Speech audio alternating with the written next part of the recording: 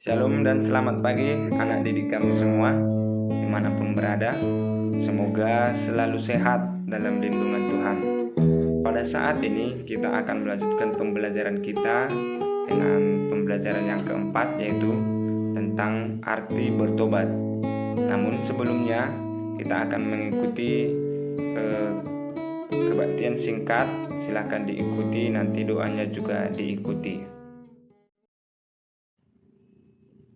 Mari kita bernyanyi.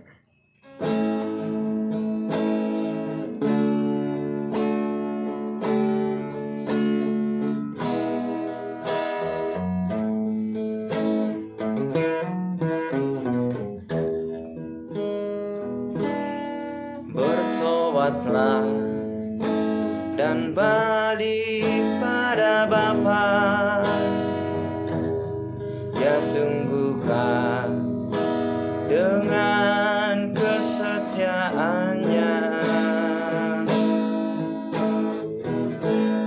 Tuhan siap mengampuni dosamu.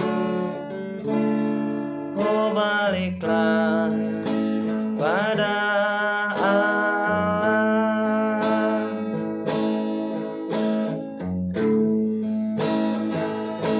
Oh, baliklah pada Allah. Jangan lambat, hai sobatku. Tuhan tunggu kepadamu. Oh, baliklah pada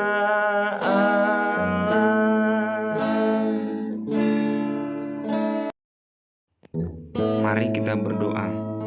Bapa yang di surga, kami puji dan muliakan Engkau dalam setiap hidup kami. Saat ini kami bersyukur atas berkat-Mu yang kami terima, napas kehidupan dan kesehatan yang boleh kami miliki. Bapa yang di surga, kami akan mempelajari sebagian dari firman-Mu. Kiranya Roh Tuhan membimbing kami dalam proses belajar kami. Ampuni kami dari dosa kami, agar kami layak di hadapan-Mu. Dalam nama Yesus Kristus kami berdoa. Amin. Nah, selanjutnya anak-anak kami, sebelum kita mempelajari apa itu arti bertobat, mari kita terlebih dahulu menyaksikan video singkat tentang perumpamaan anak yang hilang. Seseorang memiliki dua anak.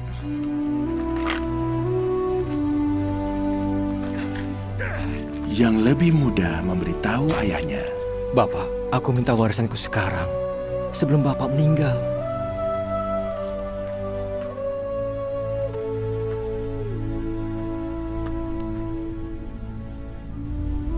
Maka bapaknya setuju untuk membagi kekayaannya kepada kedua anaknya.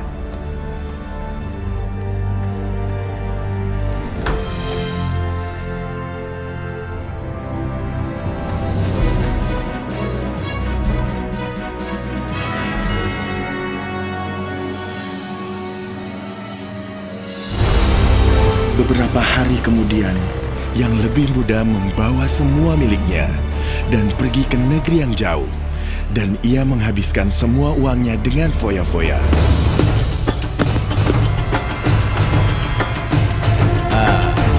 Aduh, hati-hati kalau jalan.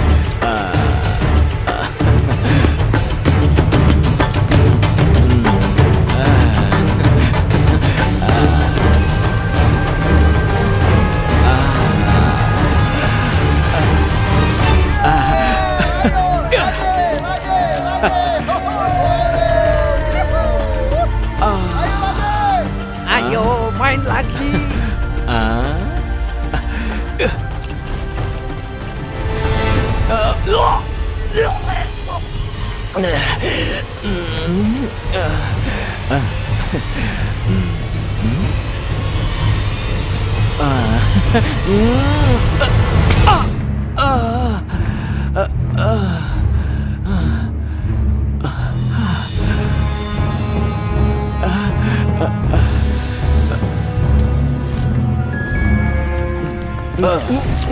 Kembalikan.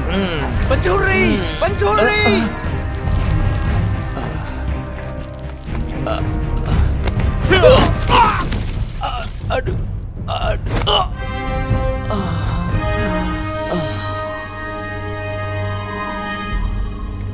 Tak lama kemudian, uangnya habis. Kelaparan melanda negeri itu, dan ia mulai kelaparan. Ia memohon seorang petani, anak muda itu menjadi kelaparan, sampai makanan babi pun terlihat lezat. Tetapi tidak seorang pun memberinya makan. Akhirnya ia sadar dan berkata, Para pekerja bapakku memiliki banyak makanan dan aku di sini mati kelaparan. Aku akan pulang pada bapakku dan berkata kepadanya, Bapa, aku telah berdosa terhadap Tuhan dan engkau. Aku tidak baik disebut anakmu lagi. Perlakukanlah aku seperti pekerjamu.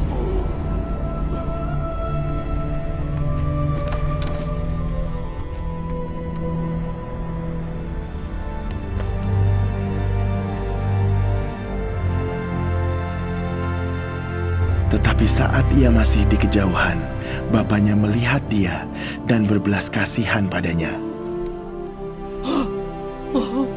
Ia berlari kepada anaknya.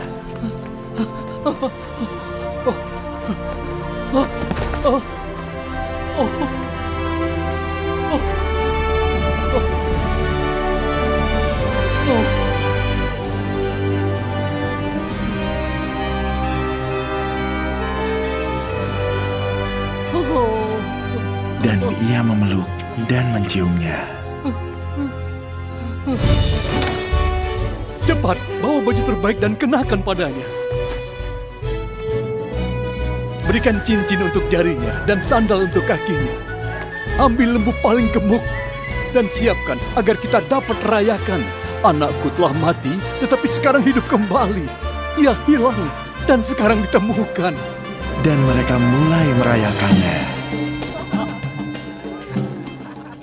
Anak yang sulung ada di ladang, tapi ketika ia dekat rumah, ia mendengar musik dan tarian.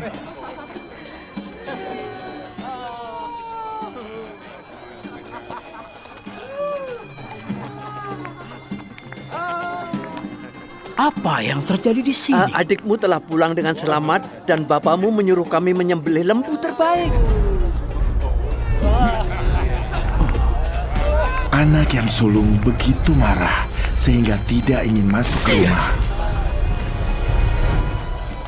Bapaknya keluar dan memintanya untuk masuk. Selama bertahun-tahun aku bekerja untukmu seperti seorang budak dan selalu taat padamu.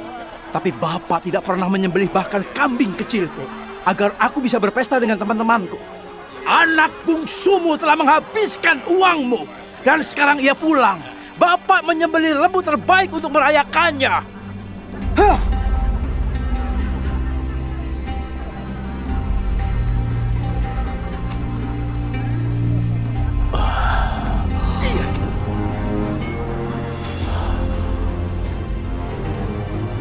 Anakku, kau selalu bersamaku dan semua yang kumiliki adalah milikmu. Tapi kita seharusnya berbahagia dan merayakan. Adikmu mati, tapi sekarang ia hidup, ia hilang, dan telah ditemukan.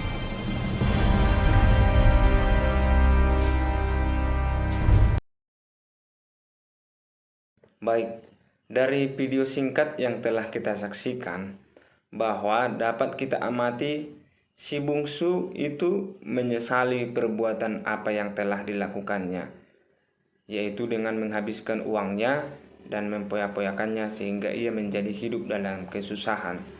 Ia kembali kepada bapaknya dan menyesali apa yang telah dilakukannya. Si bungsu telah menunjukkan pertobatan melalui apa? Melalui penyesalannya.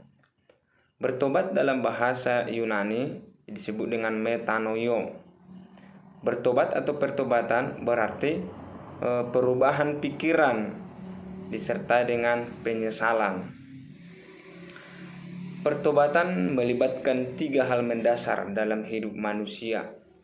Yang pertama yaitu pikiran, yang kedua perasaan, yang ketiga kehendak atau keinginan.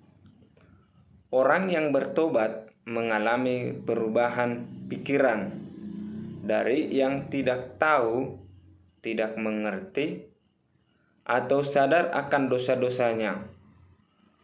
Orang bertobat juga mempunyai kehendak atau keinginan untuk berubah dari pikiran, perbuatan, atau hidup mereka yang berdosa. Menurut Kisah Para Rasul 26 ayat 20, pertobatan adalah sikap perbuatan yang berbalik dari dosa, yaitu meninggalkan dosa, datang kepada Tuhan, dan membina hubungan yang baik dengannya.